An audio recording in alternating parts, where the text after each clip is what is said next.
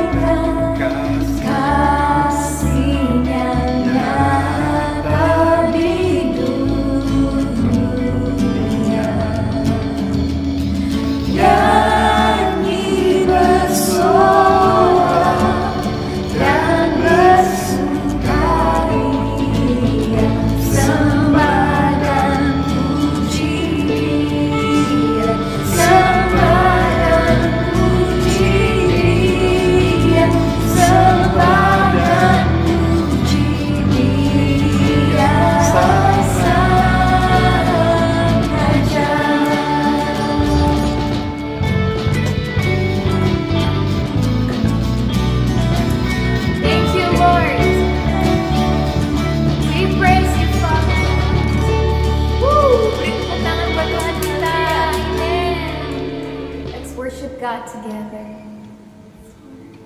Thank you, Lord. We see your grace, God.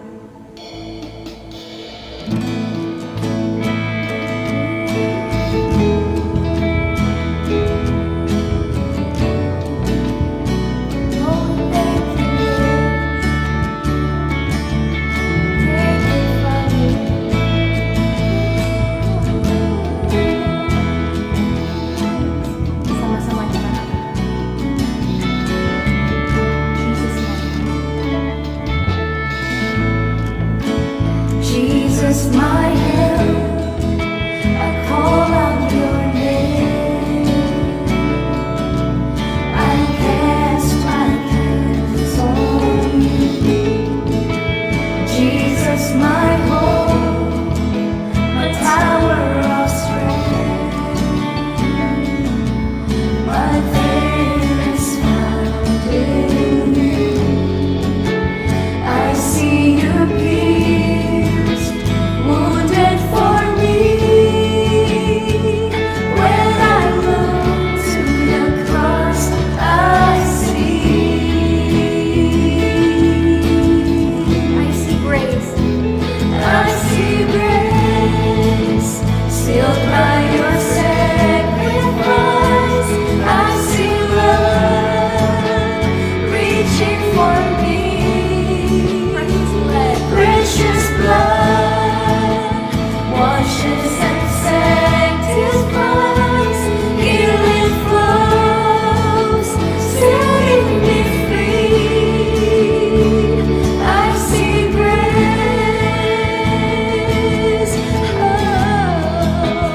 Lord, I see your grace.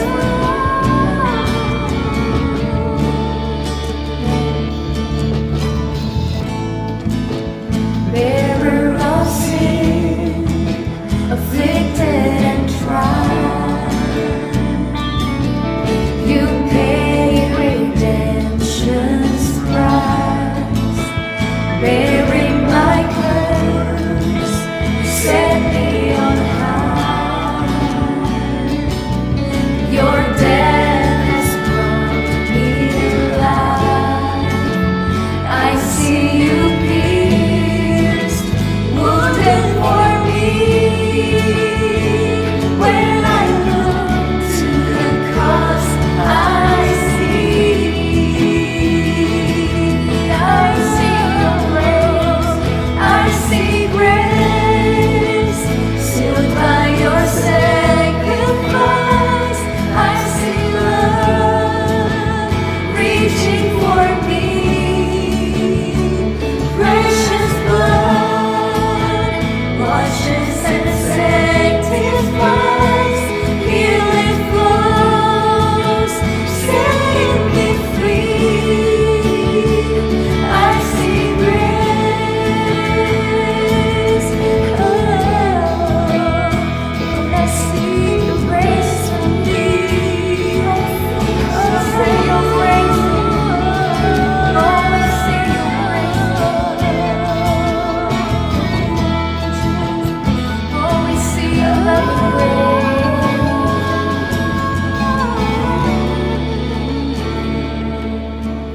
I see you pierced, wounded for me. I see you pierced, wounded for me. When I look to the cross, I see. I see you pierced, wounded for me. When I look to the cross, I see. And I see you pierced, wounded for me. When I look to the cross, I see. Lord, I see.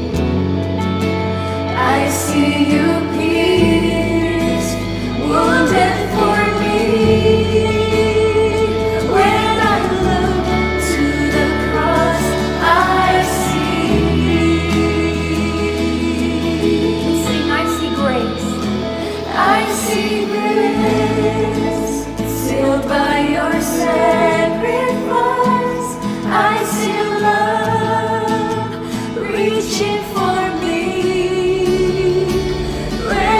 blood washes and sanctifies, healing flows, setting me free.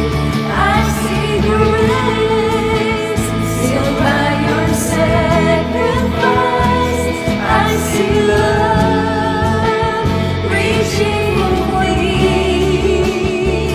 Precious blood washes and sanctifies, healing flows, setting me free. I see grace, sealed by your sacrifice. I see love, reaching for me. Precious blood washes and sanctifies, healing flows, setting me free. I see grace.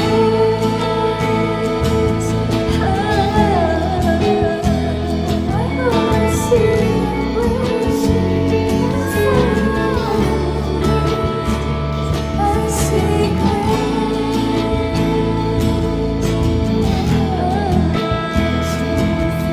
Oh, we see your grace. Thank you, Lord. I see grace.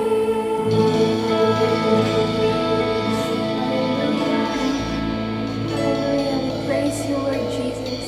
Amen. Thank you, Father. Bapa di surga, ya Tuhan, kami ini meninggikan Kau dan kami bersuka cita karena kami memiliki Engkau yang luar biasa. Kau yang begitu mengasihi kami dengan dahsyat. Terima kasih Bapa, dalam nama-Mu kami berdoa Yesus. Amin. Selamat pagi semua, selamat siang. Ya, jadi kita hari ini saya punya sharing. Judulnya adalah, kalau bahasa Inggrisnya, expectation. Ya, atau pengharapan atau pemikiran diri sendiri, ya. Mungkin slide-nya bisa dikasih lihat, tolong, ya. Ya, itu saya ambil dari mengenai Yohanes Pembaptis di Matius 11, ya. Ayat 1 sampai 6. Mungkin di slide berikutnya kita belajar ayatnya dulu ya, kita baca. Setelah Yesus selesai berpesan kepada ke-12 murid-muridnya, pergilah ia dari sana untuk mengajar dan memberitakan Injil di dalam kota-kota mereka. Ya, inilah berita Injil. Ya, yang saya akan sampaikan hari ini dari Matius 11, inilah Injil, inilah gospel. Ya, di dalam penjara, Yohanes mendengar tentang pekerjaan Yesus. Yohanes itu adalah Yohanes Pembaptis. Dia mendengar, lalu menyuruh murid-muridnya bertanya kepadanya, engkaulah yang akan datang itu, atau haruslah kami menantikan orang lain? Saya tulis bahasa Inggrisnya karena itu ada urusan dengan judulnya. And said to him, are you the expected one? Or shall we look for someone else? Ya, dan itu adalah pengharapan atau pemikiran dari Yohanes Pembaptis. Ya, dia ragu, oke? Dia bertanya, nggak apa-apa, bertanya ke Yesus. Ya, bertanya ke Yesus tidak masalah, oke? Nah, dan Yesus menjawab. Oke, di ayat 4 berikutnya, di slide berikutnya di ayat 4. Yesus menjawab mereka. Ya, mereka itu adalah murid-murid dari Yohanes Pembaptis yang dikirim oleh Yohanes Pembaptis. Pergilah dan katakanlah kepada Yohanes apa yang kamu dengar dan kamu lihat. Orang buta melihat, orang lumpuh berjalan, orang kusta menjadi tahir, orang tuli mendengar, orang mati dibangkitkan, dan kepada orang miskin diberitakan kabar baik. Dan berbahagialah orang yang tidak kecewa dan menolak aku. Oke? Inilah the gospel, inilah Injil yang Tuhan sampaikan. Ya. Jadi Tuhan itu mempunyai jalannya sendiri. Ya. Oke, nah sekarang kita akan lihat sebetulnya apa yang ada di pemikiran atau di pengharapan atau ada apa yang ada di otak ya dari Yohanes Pembaptis. Ya, di slide berikutnya. Jadi apa yang ada yang diharapkan oleh Yohanes Pembaptis, yang dikatakan terbesar dari yang lahir dari Perjanjian Lama. Jadi kita lihat tuh cerita mengenai Yohanes Pembaptis, apa yang dia lakukan tuh di Matius 3. Pada waktu itu tampillah Yohanes Pembaptis di padang gurun Yudea dan memberitakan, bertobatlah, sebab kerajaan surga sudah dekat. Sesungguhnya dialah yang dimaksudkan Nabi Yesaya ketika ia berkata, ada suara ya orang yang berseru-seru di padang gurun, persiapkanlah jalan untuk Tuhan, luruskanlah jalan baginya. Jadi di pikiran Yohanes Pembaptis, pada waktu Mesias datang, penghakiman itu tiba. Karena itu manusia harus bertobat. Karena Mesias ada menandakan penghakiman Tuhan telah datang. Ya, itu di dalam pemikiran Yohanes Pembaptis. Salah semua ya, tapi ini pemikirannya. Oke? Slide berikutnya. Di ayat berikutnya. Di Matius 3 ayat 4. Yohanes memakai jubah bulu unta dan ikat pinggang kulit dan makanannya belalang dan madu hutan. Maka datanglah kepadanya penduduk dari Yerusalem dan seluruh Yudea dan dari seluruh daerah sekitar Jordan. Lalu sambil mengaku dosanya, mereka dibaptis oleh Yohanes di sungai Yordan. Jadi di pemikiran Yohanes Pembaptis, ya, pengakuan dosa dan baptisan atau ritual atau baptisan dan seterusnya, pengakuan dosa itu adalah kondisi untuk manusia dapat diterima oleh Mesias. Ya. Jadi Yohanes Pembaptis itu mengajarkan, ya, untuk orang mengaku dosa, karena itu adalah kondisinya, kondisi untuk bertobat, syarat untuk bertobat. Ya, itu Yohanes Pembaptis. Oke, di slide berikutnya. Apalagi di pikiran Yohanes Pembaptis. Tapi waktu ia melihat banyak orang Farisi dan orang Saduki datang untuk dibaptis, berkatalah ia kepada mereka, hai kamu keturunan ular beludak, siapakah yang mengatakan kepada kamu bahwa kamu dapat melarikan diri dari murka yang akan datang? Dari murka yang akan datang. Jadi di pikiran Yohanes Pembaptis, ya, kedatangan Mesias itu menandakan kedatangan murka atau kemarahan Tuhan. Penghakiman Tuhan, marahnya Tuhan.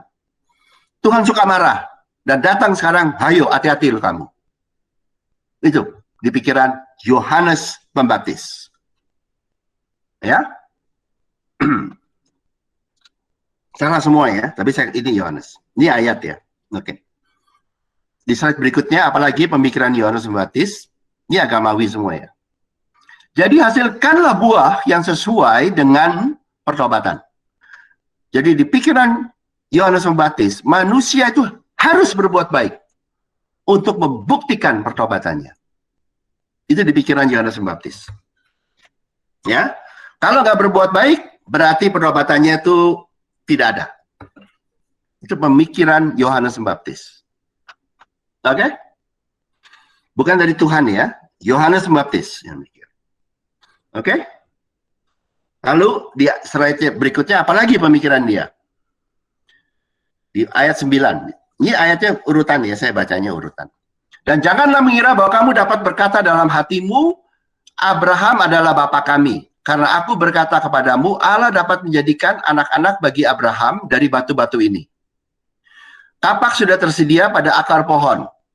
Dan setiap pohon yang tidak menghasilkan buah yang baik, pasti ditebang dan dibuang ke dalam api. Ya, bayangin, pohon ditebang, terus dibakar. Habis nggak? Hancur nggak? Mati nggak? Mati ya? Ya, oke.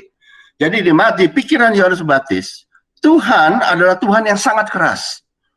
Ya, bukan hanya motong pohon, tapi dibakar sekalian. Orangnya itu seperti itu. Dan yang jadi di mata Yohanes Pembaptis, orang yang tidak bertobat, tidak itu akan dihabisin seperti itu sama Tuhan karena Tuhan murka. Jadi Tuhan itu adalah Tuhan yang sangat keras, yang mewajibkan perbuatan baik dari yang bertobat. Kalau enggak akan dipotong dan dibakar. Ya, itu pemikiran Yohanes Pembaptis. Matius terus selanjutnya. Dan Yohanes Pembaptis kemudian berkata, di ayat 11, Aku, Yohanes Pembaptis, membaptis kamu dengan air sebagai tanda pertobatan, ya, ritual dan dengan air. Tetapi ia yang datang kemudian daripadaku lebih berkuasa daripadaku. Ya. Dan aku tidak layak melepaskan kasutnya. Ia akan membaptiskan kamu dengan Roh Kudus dan dengan api. Kalau kita ya kena hujan nih ya, kena air satu hal ya. Tapi kalau kita dibakar tuh hal yang lain ya. Jadi di mata Yohanes Pembaptis, Tuhan tuh jauh lebih keras dari Yohanes Pembaptis. Kalau Yohanes Pembaptis itu hanya mewajibkan orang dibaptis, bertobat dan dibaptis dengan air. Kalau di mata Yohanes Pembaptis, Tuhan tuh lebih dari itu. Dia akan membaptis bukan dengan air, ya, tapi dengan api, dibakar. Kalau kena air cuma basah ya. Kalau kena api ya, lain ya. Itu begitu. Jadi di mata Yohanes Pembaptis, Mesias itu jauh lebih keras dari Yohanes Pembaptis. Dari dia. Oke? Lalu di ayat berikutnya, yang di pikiran Yohanes Pembaptis. Alat penampi sudah di tangannya. Ia akan membersihkan tempat mengirikannya, tempatnya. Dan mengumpulkan gandumnya ke dalam lumbung. Tetapi debu jerami itu akan dibakarnya dalam api yang tidak terpadamkan. Jadi Mesias itu akan membersihkan di mata Yohanes, di pikiran Yohanes Pembaptis. Membersihkan dunia dengan membakar semua orang yang tidak berbuat baik. Sampai habis, dan bakarnya itu habis-habisan. Itu di pikiran Yohanes Pembaptis. Tuhan itu seperti itu. Ini yang terbaik dari perjanjian lama. Yang lahir dari wanita. Ya, Yohanes Pembaptis. Yang terbaik. Bukan sanda Tuhan, tapi yang terbaik. Ini seperti ini nih Yohanes Pembaptis. Ya, sekarang apa yang saya mau apa yang kita bisa lihat lagi ya terus. Pengharapan atau pemikiran dari Yohanes Pembaptis mengenai Tuhan akan mempengaruhi hidupnya. Pemikiran atau pengharapan atau yang ada di dalam pikiran kita mengenai Tuhan akan mengubah hidupmu. Kalau kita berpikir Tuhan itu keras seperti Yohanes Pembaptis, maka kita juga akan jadi orang yang keras.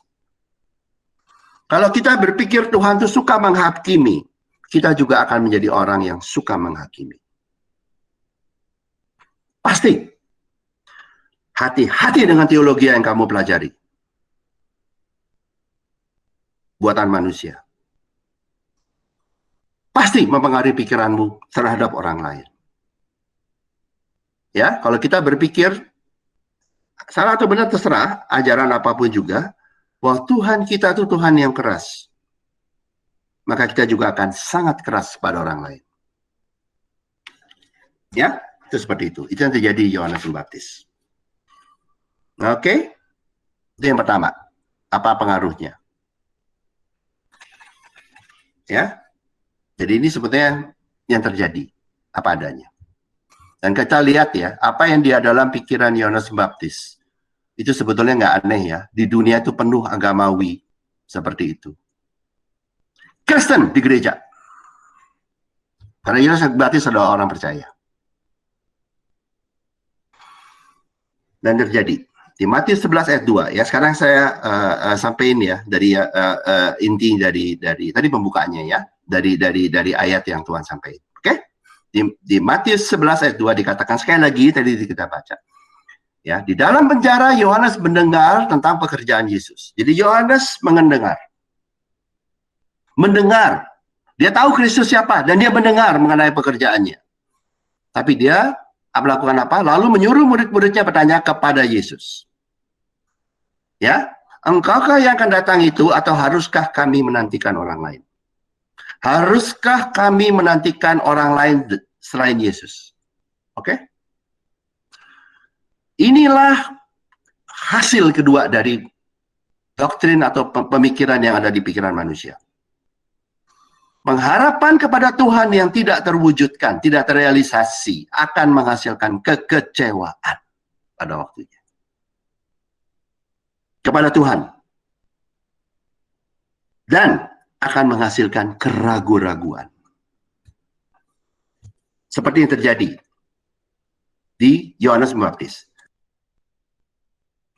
Yang dikatakan yang terbaik dari perjanjian lama. Agamawi. Ya, tetap selamat, tapi begini. Ada keraguan-raguan. Karena Yohanes Pembaptis itu memakai banyak formula. Mesti dipertobat, mesti dibaptis, mesti mengaku dosa, dan seterusnya. Yohanes Pembaptis itu melihat Tuhan itu sangat keras. Menghakimi dan seterusnya. Dan kita harus berbuat baik, dan harus itu baru Tuhan baik. Itu pikiran Yohanes. Dan dia kecewa, karena Tuhan tidak seperti itu. Dan karena itu dia menjadi ragu-ragu. Inilah hasil dari agamawi. Agamawi yang berpikir seperti ini, diamin aja, pada waktunya mereka akan kecewa dan ragu-ragu.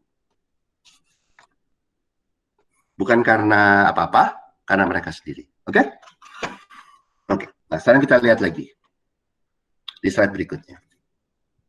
Ayatnya sama ya. Di dalam penjara, Yohanes itu mendengar tentang pekerjaan Yesus. Tetapi tidak mengerti. Di dalam penjara, Yohanes mendengar. Yohanes yang adalah orang percaya. Yang masih terbelenggu dengan pemikiran doktrin agamawinya. Mendengar tentang Yesus. Tapi tetap ragu. Mendengar tentang mujizat-mujizat Kristus. Jadi ini ayat ini, kalau you mengerti, menyatakan bahwa Yohanes Pembaptis bukan hanya terpenjara secara fisik, tetapi di dalam pikirannya Yohanes Pembaptis masih dipenjara oleh doktrin pemikirannya sendiri. Hati-hati dengan teologi yang kamu pikirkan. Itu memenjara. Ini yang terjadi di Yohanes Pembaptis. Ini yang terjadi sekarang kalau kita lihat ini yang terjadi juga di banyak orang. Yang sudah percaya, tapi masih terpenjara di dalam pemikirannya. Ya? Jadi dia masih terpenjara oleh pemikiran dan pengharapan diri sendiri. Oke?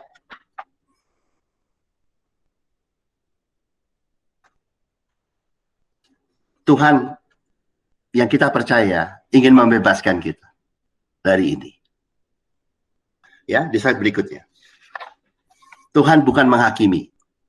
Tuhan ingin membebaskan dari penjara ini. Jadi apakah yang Yesus katakan kepada murid-murid Yohanes Pembaptis? Apa yang Yesus katakan? Pergilah dan katakanlah kepada Yohanes apa yang kamu dengar dan kamu lihat. Yang pertama yang Yesus mengajarkan kepada murid-murid dari Yohanes Pembaptis. Kalian jangan menjadi pengikut manusia. Meskipun manusia itu orang yang baik atau yang kamu pikir luar biasa seperti Yohanes Pembaptis. Tapi kalian manusia jangan menjadi pengikut manusia, tapi menjadi pengikut Kristus. Pesan Yesus yang pertama. Inilah gospel, kabar baik. Tuhan yang datang. Manusia percaya kepada Tuhan. Jangan percaya kepada orang-orang yang tidak sebaik Tuhan. Meskipun namanya Yohanes Pembaptis. Ya, jadi Yesus pertama kali waktu dia menghadapi Yohanes Pembaptis, dia berkata apa? Percayalah kepada Kristus, kepada Tuhan. Jangan percaya pada yang lain. Very simple ya, sederhana sekali toh. Jadilah pengikut Kristus, bukanlah pengikut manusia. Meskipun manusia itu seperti Yohanes Pembaptis. Manusia yang baik di mata manusia. No. Tapi itu buat Tuhan, jadilah pengikut Kristus. Karena itu, murid-murid Yohanes Pembaptis, Tuhan memerintahkan untuk pergi dan berkata, karena Tuhan ingin murid-murid Yohanes Pembaptis bukan menjadi murid-murid Yohanes Pembaptis, bukan menjadi murid-murid sinode tertentu, Bukan menjadi murid-murid dari orang-orang tertentu, tetapi menjadi murid-murid Kristus. Beda ya? Inilah the gospel. Tidak ada di dalam gospel meninggikan orang lain. Jika kita memberitakan gospel, tidak ada memberitakan orang lain. Yang ada hanya Kristus. Ini yang Tuhan sampaikan kepada murid-murid dari Yohanes. Berhenti jadi murid-murid Yohanes Pembaptis. Mulai sekarang kamu menjadi murid-murid Kristus. Pada waktu semua orang menerima menjadi murid-murid Kristus, nggak ada perpecahan di gereja. Oke. Ya, slide berikutnya. Kemudian Yesus, apa yang Yesus katakan? Pergi. Katakan. Ya, kepada Yohanes apa yang kamu dengar dan kamu lihat. Yang Yesus sampaikan kepada murid-muridnya sekarang. Murid-murid yaitu Yohanes Pembaptis yang sudah mengikuti dia. Pergi sekarang. Dan katakan. Artinya apa? Inilah kabar baik buat Yohanes Pembaptis. Dari mana? Dari Kristus. Melalui siapa? Melalui kau murid-murid. Ya, pergi dan katakan. Apa? Pergi dan katakan. Apa yang kamu dengar dan yang kamu lihat. Ya. Yang kamu sampaikan kepada orang lain. Hanyalah yang kamu dengar dan kamu lihat. Jangan pakai otakmu, pakai analisa. Kau hanya dipanggil sebagai saksi. Kau bukan dipanggil sebagai ahli Taurat. Kita hanya dipanggil sebagai saksi. Pergi dan katakan apa yang kamu dengar dan kamu lihat. Kita tidak dipanggil menjadi orang-orang yang mengandalkan keahlian. No. Tapi kita dipanggil untuk menjadi orang-orang yang matanya bisa melihat kasih Tuhan. Yang kita sampaikan bukan doktrin teologi. Yang kita sampaikan adalah kabar baik dari Kristus. Kabar baik bukan ciptaan doktrin teologi. Kabar baik adalah dari Tuhan sendiri yang ditulis di Alkitab. Pergi dan katakan yang kamu dengar dan kamu lihat. Bukan pergi dan katakan yang kamu pikir.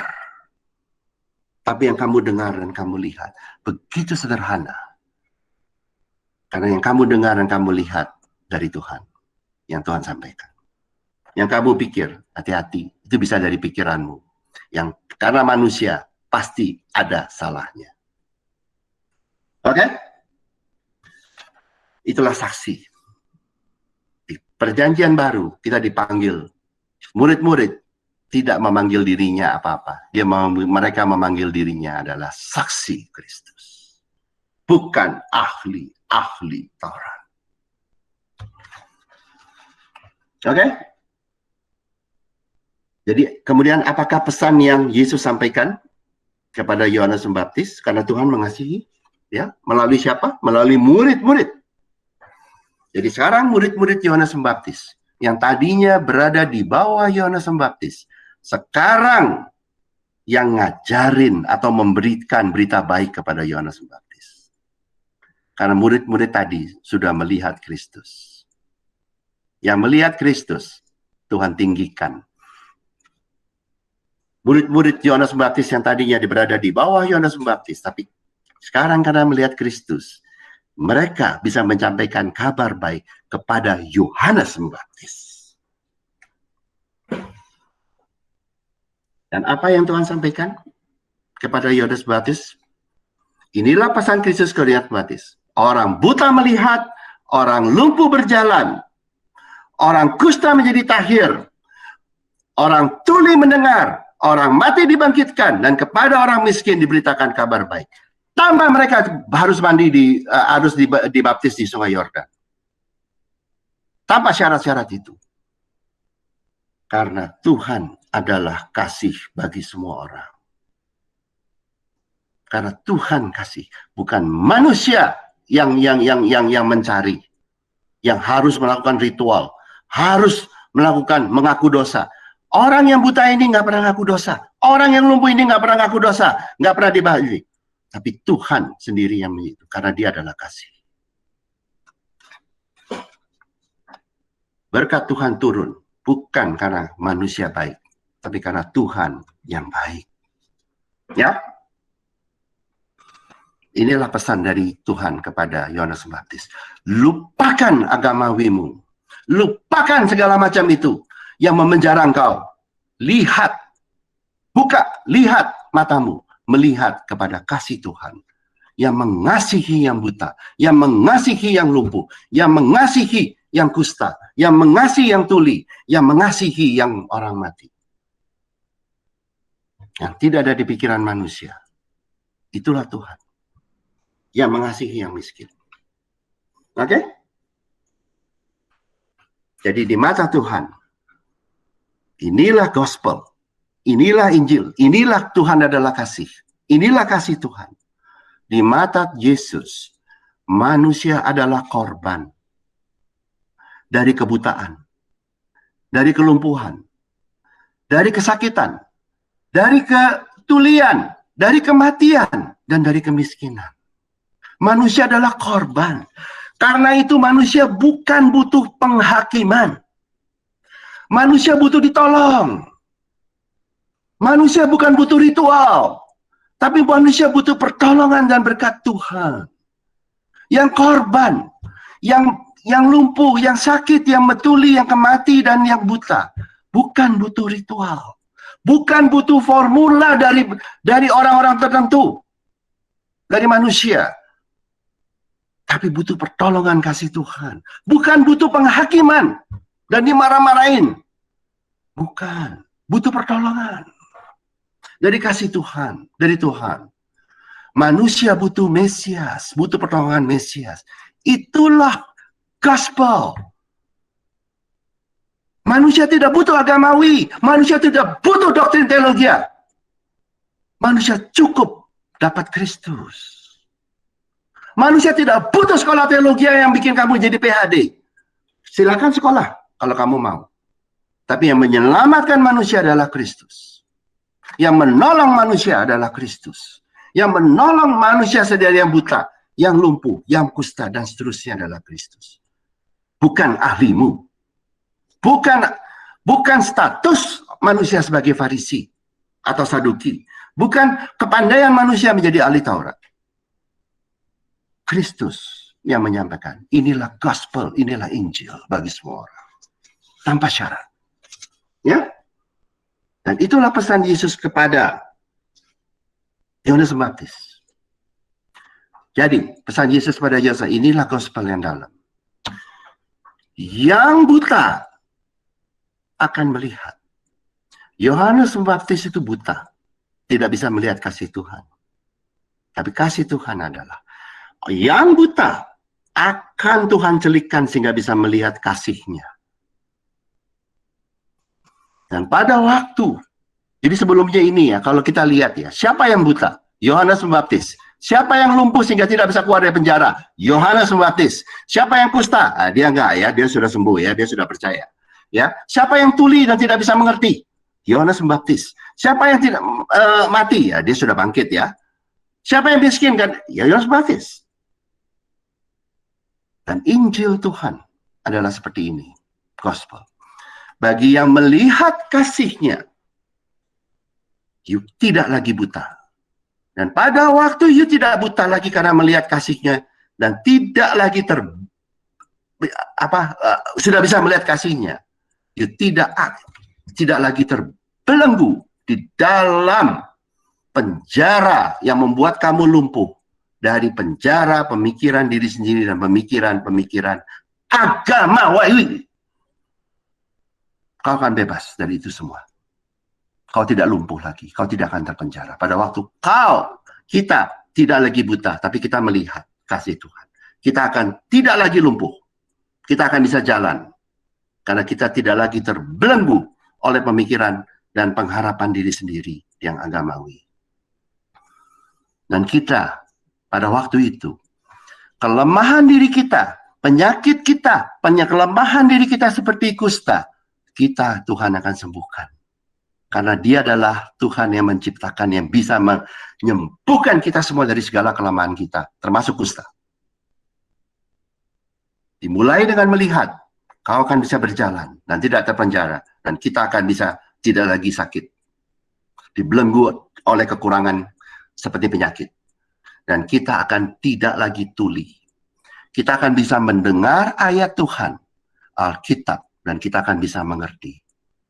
Bukan seperti orang agamawi yang mencoba belajar Alkitab dan sampai sekarang nggak ngerti-ngerti. Kita akan bisa mendengar ayat dan kita mengerti. Karena kita tidak lagi tuli. Dan kita tidak lagi orang mati, tapi kita adalah ciptaan baru. Dan terakhir, atau kedua dari terakhir. Sebelum ini, jangan pindah dulu. Kita bukan lagi orang miskin. Orang agamawi adalah orang yang miskin karena tidak mengerti kasih Tuhan. Tapi kita akan menjadi kaya karena kita sudah menerima berita baik kasih Tuhan. Kita menjadi bukan lagi miskin. Berita baik kasih Tuhan itu akan membuat kita kaya. Kaya menurut standar dari Tuhan sendiri. Yang menerima kasih-Nya akan di mata Tuhan, kau orang kaya. Karena kasih Tuhan luar biasa. Itulah gospel. Itulah Injil yang Tuhan sampaikan. Kepada siapa? Pertama kepada murid-muridnya. Kedua kepada murid-murid Yohanes. Ketiga kepada Yohanes Pembaptis. Keempat kepada kita semua. Manusia butuh pertolongan Mesias. Dimulai dengan melihat. Supaya tidak buta lagi, tapi melihat kasih-Nya. Dan kita tidak lagi lumpuh. Kita bisa tidak lagi terpenjara. Bisa berjalan. Tidak lagi terbelenggu oleh kelemahan penyakit kusta. Tapi kita menjadi tahir. Dan kita tidak mengerti ayat. Tapi kita mengerti kasih Tuhan. Kita bisa mengerti ayat Alkitab. Dan kita menjadi ciptaan baru. Dan kita menjadi kaya karena kita memiliki kasih-Nya. Yang akan bekerja di dalam semua segi kehidupan kita. Ya. Jadi, slide berikutnya. Jadi, inilah pesan Kristus ke Yohanes Pembaptis. Percayalah kepada Kristus. Lepasin doktrin-doktrin aneh pemikiran diri sendiri. Percayalah kepada Kristus. Jangan bergantung pada diri sendiri, pengertian diri sendiri. Jangan bergantung pada ajaran-ajaran yang aneh-aneh dari manusia. Yang mengandalkan formula, ritual, dan seterusnya. Bayar harga, dan seterusnya. Bergantunglah pada Kristus sendiri saja. Oke? Dan inilah juga yang dikatakan di Amsal, di slide berikutnya, di Amsal 3 ayat 5 dan 6. Percayalah kepada Tuhan, Proverb 3 ayat 5-6 atau Amsal 3 ayat 5-6. Percayalah kepada Tuhan dengan segenap hatimu. Dan janganlah bersandar pada pengertian diri sendiri. Kita bukannya Tuhan melarang kita untuk berpikir, untuk bekerja dengan keahlian kita, nggak apa-apa. Tapi jangan bersandar kepada itu. Kita bersandar hanya satu, kepada Tuhan, kepada kasih Tuhan, pada yang sudah disampaikan kepada kita. Percayalah kepada Tuhan dan janganlah bersandar kepada diri sendiri. Itulah gospel. Percayalah kepada Tuhan, janganlah bergantung, bersandar pada teologia dirimu sendiri. Percayalah kepada pribadi itu, Tuhan. Jangan percaya kepada teologia apapun juga yang dari manusia. Yang bisa punya kuasa. Bukan otak manusia. Yang bisa bikin mukjizat. Yang bisa membawa membuat kamu kaya sehingga kamu akan menjadi tidak miskin lagi, tapi di segala masalahmu kamu selalu kaya karena mempunyai kasih Tuhan yang menolongmu di dalam segala hal. Bukanlah ajaran manusia. Pribadinya, Tuhan yang bisa memberikan itu. Percayalah kepada Tuhan. bukan kepada teori macam-macam. Kau akan kaya di dalam segala hal, karena di dalam segala kemiskinanmu, di dalam segala penyakitmu, di dalam segala kelemahanmu, dia bekerja, karena kau percaya kepada dia. Itu yang Tuhan. This is pesan Injil kepada kita semua. Bukan hanya pada Yohanes Pembaptis, pada kita semua. Kita semua butuh. Yohanes Pembaptis membutuhkan ini, kita juga. Oke? Terus, slide berikutnya. Akuilah dia dalam segala lakumu. Jangan di-mix dengan teologi apapun. Jangan main-main dengan api. Dengan dicampur-campur. Kalau percaya Tuhan, ya percaya Tuhan. Jangan diangkat lagi Tuhan dan pendeta ini jadi Tuhan. Atau guru ini jadi Tuhan. Itu bukan Tuhan lagi loh. Akuilah dia dalam segala lakumu. Lepasin orang-orang pintar yang kamu sembah sebelumnya. Tuhan itu cuma satu ya. Jangan ikut.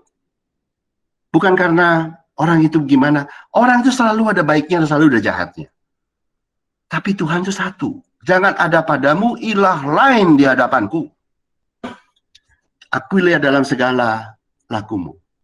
Pada waktu kita hanya percaya kepada dia, bukan lagi percaya pada formula, dan tidak dicampur dengan formula, tidak dicampur dengan segala ajaran diri sendiri, diatur dengan segala macam ajaran agamawi yang lain. Pada waktu kita hanya percaya pada dia murni, maka ia akan meluruskan jalanmu. Dia akan memberkatimu. Jalanmu lurus. Jalan hidupmu lurus. Kenapa? Dia tolong kamu.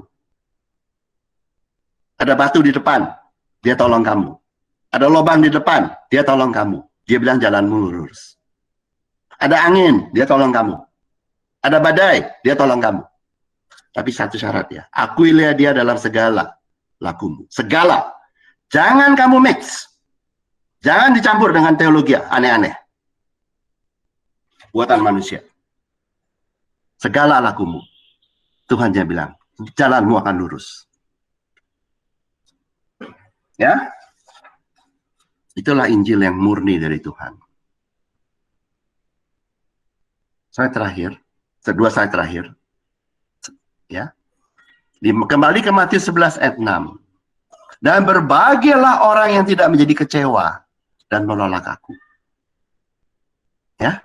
Pada waktu kita melihat kasih Tuhan yang murni seperti itu, tanpa kontaminasi apapun lagi, kita melihat kasih Tuhan yang tidak terkontaminasi dengan ajaran Farisi, dengan ajaran Taurat, dengan ajaran lain-lain, dengan ajaran Yohanes Pembaptis, dengan ajaran manusia yang lain yang belum mengenal kasih Tuhan murni. Pada waktu kita melihat kasih Tuhan seperti itu, kita tidak lagi menjadi kecewa kepada Tuhan.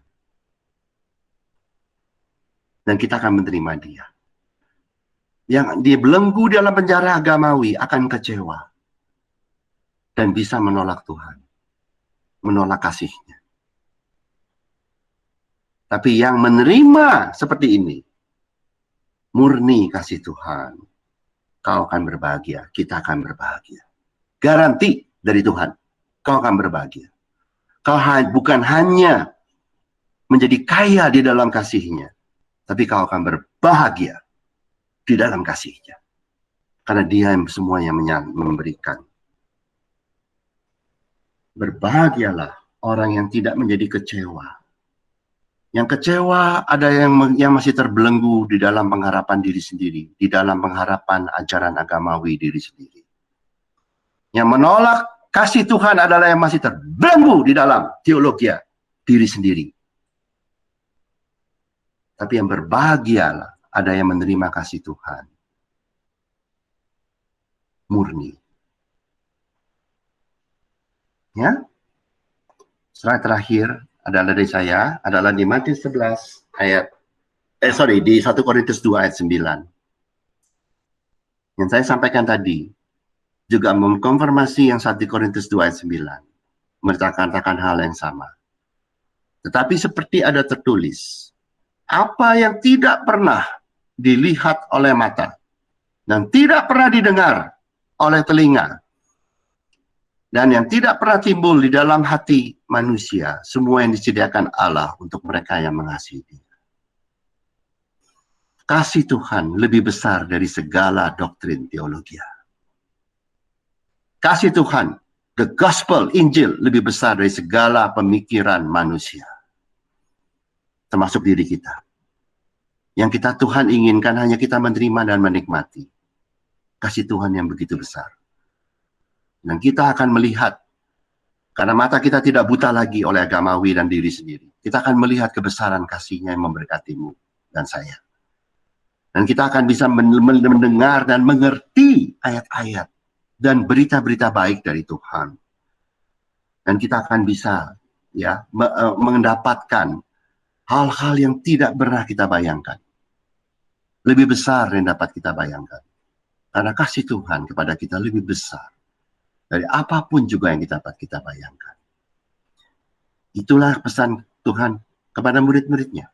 Pesan Tuhan kepada murid-murid dari Yohanes Pembaptis. Pesanan Tuhan kepada Yohanes Pembaptis. Dan pesan Tuhan kepada kita semua. Ini sudah mulai di kita. Mesias sudah datang. Sudah datang untuk kita semua. Kita hanya menerima kebesaran kasih. Dan kita akan kaget diberkati dengan luar biasa. Sekian, mari kita berdoa. Bapa di surga, terima kasih Yesus akan kasih-Mu. Ya Tuhan yang begitu besar, dan biarlah kami ya Tuhan tidak lagi berpikir dan melihat orang lain dan melihat diri kita kami sendiri ya Tuhan, tapi kami hanya melihat kasih-Mu, melihat Engkau sendiri, murni ya Tuhan, seperti Engkau datang di dalam kasih Bapa, di dalam kasih Tuhan yang begitu besar pada kami. Engkau memberkati semua ya Tuhan, biarlah Engkau yang menjadi guru kami, Engkau yang membuka mata kami, Engkau yang menjelikan mata kami, dan memberkati kami dengan sesuai dengan kehendak Bapa, sesuai dengan rencana-Mu. Terima kasih Bapa, segala puji hormat hanya bagi Engkau, segala kemuliaan hanya bagi Engkau Yesus. Dalam nama-Mu kami berdoa. Amin. Sekarang kita lanjutkan dengan perjamuan kudus ya, ini minggu pertama. Jadi kalau ada itu ya, kita perjamuan kudus. Ya, saya lanjutkan. Di 1 Korintus 11 ayat 23 dikatakan, sebab apa yang telah kuteruskan kepada kamu telah aku terima dari Tuhan, yaitu bahwa Tuhan Yesus pada malam waktu Ia diserahkan mengambil roti. Dan sudah itu Ia mengucapkan syukur atasnya. Ia memecah-mecahkannya dan berkata, ya, inilah tubuhku yang diserahkan bagi kamu. Perbuatlah ini menjadi peringatan akan aku. Mari kita makan bersama. Di dalam nama Tuhan Yesus.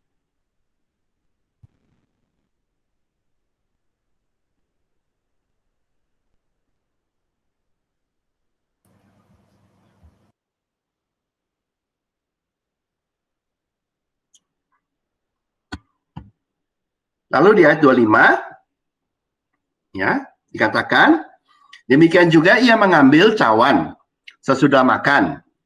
Lalu berkata, cawan ini adalah perjanjian baru yang dimeteraikan oleh darahku. Perbuatlah ini setiap kali kamu meminumnya menjadi peringatan akan aku. Mari kita minum bersama dalam nama Tuhan Yesus.